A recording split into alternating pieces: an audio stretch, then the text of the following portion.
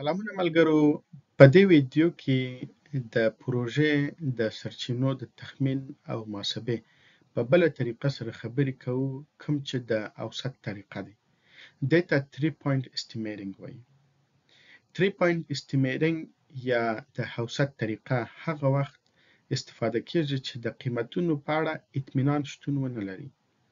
یعنی چې کله په دې اړه یو مشخص واحد ټاکل ستونزمنه وي چې د یو فعالیت لپاره به څومره بودیجه یا څومره وخت یا څومره بشري سرچینې لګیږي، نو هغه مهال د 3 point estimating څخه استفاده کیږي.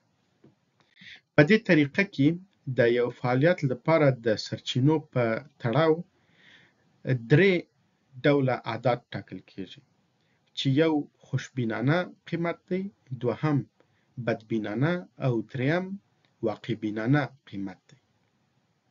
او دې ته په دغه دلیل د اوسط طریقه هم وایي، ځکه چې په دې کې خوشبینانه قیمت، بدبینانه او واقع بینانه قیمت یو ځای کیږي او اوسط یې اخیستل کیږي او د اوسط څخه د محاسبې په موخه استفاده ترسره کیږي. نو د دې لپاره چې د دې طریقې څخه استفاده ترسره شي، د یوې فرمولا څخه استفاده کیږي. لکه تاسې دلته په سلاید کې ګورئ، دوه فرمولاګانې د دې لپاره ذکر شوي دي چې دواړه په اخره کې لکه یو ډول نتیجه ورکوي. په اوله فرمولا کې تاسې ګورئ چې خوشبینانه قیمت جمع 4 ضرب د واقع بینانه قیمت او جمع بدبینانه قیمت او بیا تقسیم پر 6.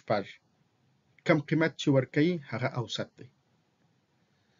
او په دوهمه طریقه کې تاسې ګورئ چې خوشبینانه جمع واقع بینانه او جمع بدبینانه قیمت تقسیم په تعدادو چې هغه 3 دی، بیا هم اوسط راکوي. نو همدارنګه د دې لپاره چې د انحراف محاسبه وشي، لکه د دې محاسبه ترسره شي چې د خوشبینانه او د بدبینانه قیمتونو ترمنځ دغه فرق څونه دی، د یوې فرمولا څخه استفاده کیدای شي چې هغه بدبینانه قیمت منفي خوشبینانه قیمت تقسیم پر 6. کوم قیمت چې لاسته راځي هغه عبارت د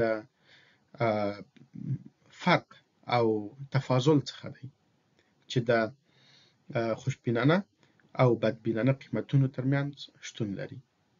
په لنډه توګه 3 point estimation هغه طریقه ده چیرې چې د یو فعالیت لپاره 3 قیمته ټاکل کیږي، یا د بودیجې په تړاو، یا د وخت په تړاو، او یا هم د بشري سرچینو په تړاو.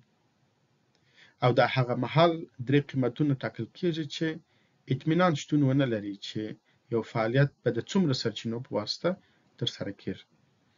او بیا د دغه 3 قیمتونو اوسط اخیستل کیږي او د دغه اوسط څخه په پلانګذاري کې استفاده کیږي.